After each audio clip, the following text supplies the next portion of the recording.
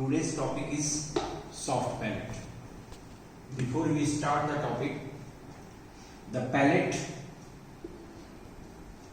its proximal 2/3 part is the bony, that is known as the hard palate, while the distal 1/3 part, it is non-osseous part, it is the movable part, and it is the soft palate. The hard palate and the proximal part of the soft palate, they separate the nasal cavity above from the oral cavity below. Hard palate, we have learned the hard palate in the osteology class. In the quick revision, if you see here of the hard palate, this is the hard palate. The hard palate, it is the posterior border of the hard palate. The posterior border through which the soft palate hangs. In the midline, there is a projection. This projection is known as the posterior nasal spine compared to the anterior nasal spine. This is the anterior nasal spine and this is the posterior nasal spine. Now the hard palate, it is formed by the two parts of the bone. So there is a suture in the midline.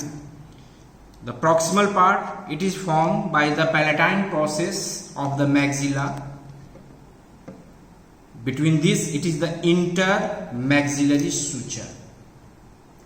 On the posteriorly, it is the horizontal plate of the palatine bones.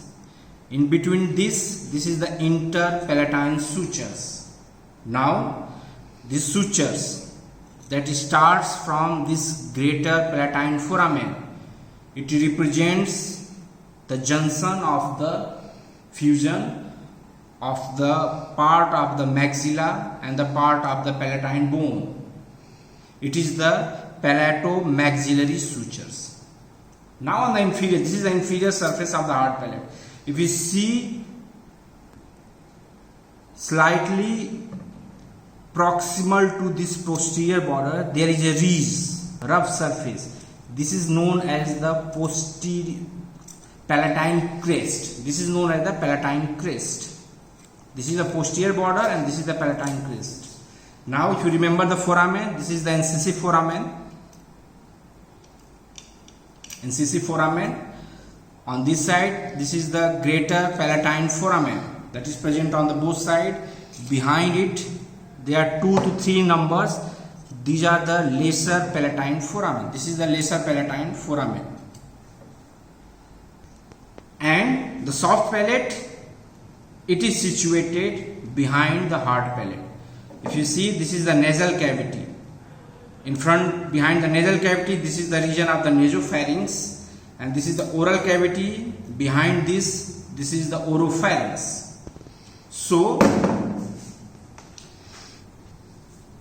the hard palate and the part of the soft palate separate these two cavities. There is a congenital anomaly that is known as the cleft palate.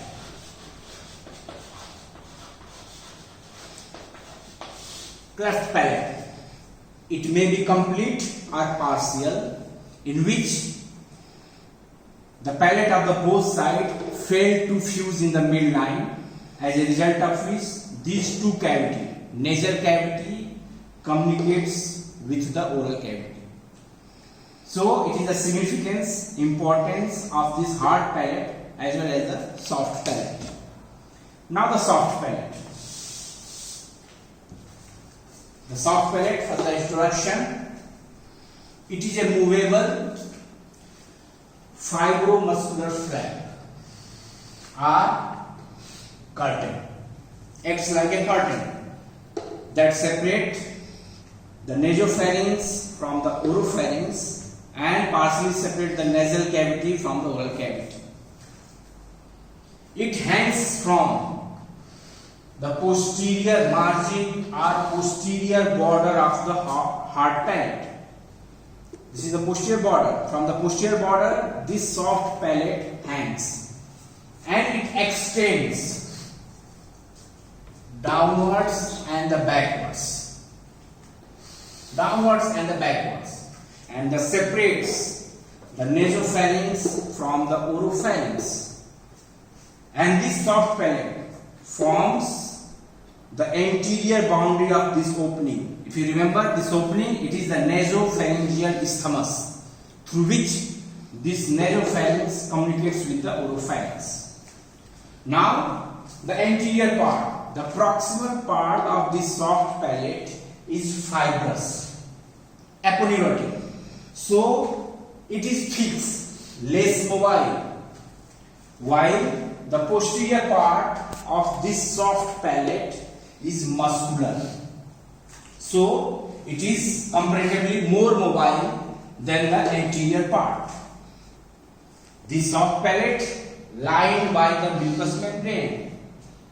The mucous membrane that lines the oral cavity,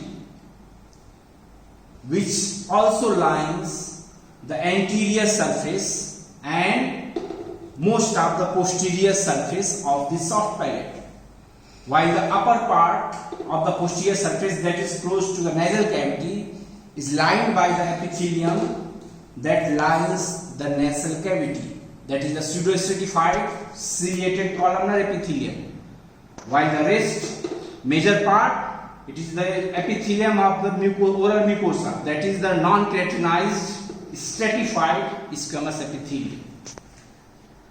Now the composition. This soft palate is composed of mucous membrane of the oral cavity, mucous membrane of the nasal cavity on the both sides. It is made up of the palatine aponeurosis. Palatine aponeurosis, it gives strength. It provides the fibrous framework to this soft palate, that is the palatine aponeurosis. We will discuss later on. Then it is the muscles. In the soft palate there are 5 pairs of the muscles. 5 pairs of muscles are present in the soft palate. Then it is the palatine glands, mucus secreting glands. Also the oral surface contains the taste buds. This soft palate composed of the nerves, vessels and the lymphatics. So it is the compositions of this soft palate.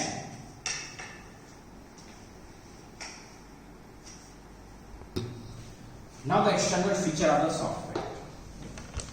The soft palate has 2 surfaces, anterior surface and the posterior surface. It has the 3 borders, that is the superior border, lateral border. There are 2 in numbers both sides, and this is the inferior border. Now first the anterior surface. In this diagram, this is the anterior surface. The anterior surface, it is directed.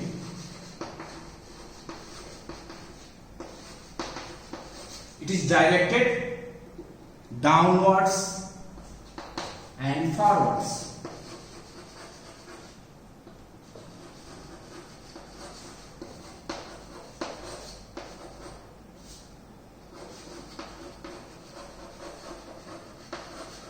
The anterior surface is directed downwards and the forwards.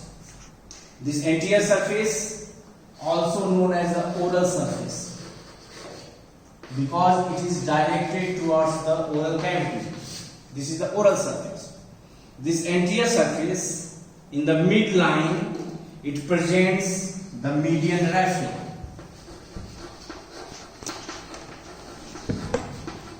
Median raphe that is present on the anterior surface.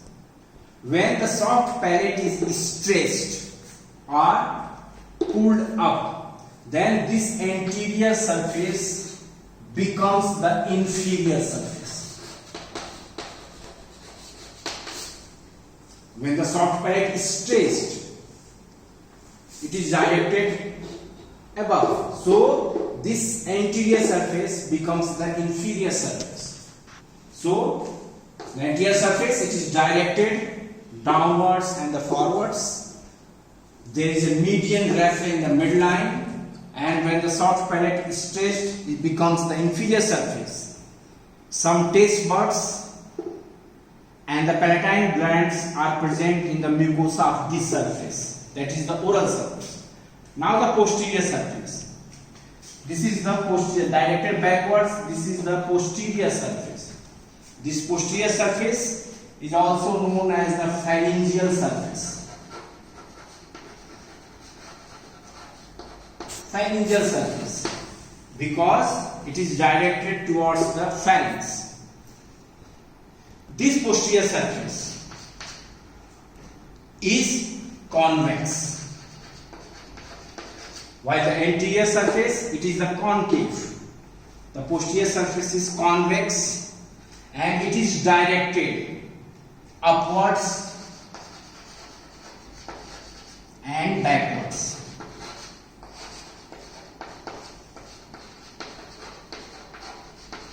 Upwards and the backwards. This posterior surface becomes the superior surface when the soft palate is stretched, and this posterior surface forms the anterior boundary of this nasopharyngeal isthmus.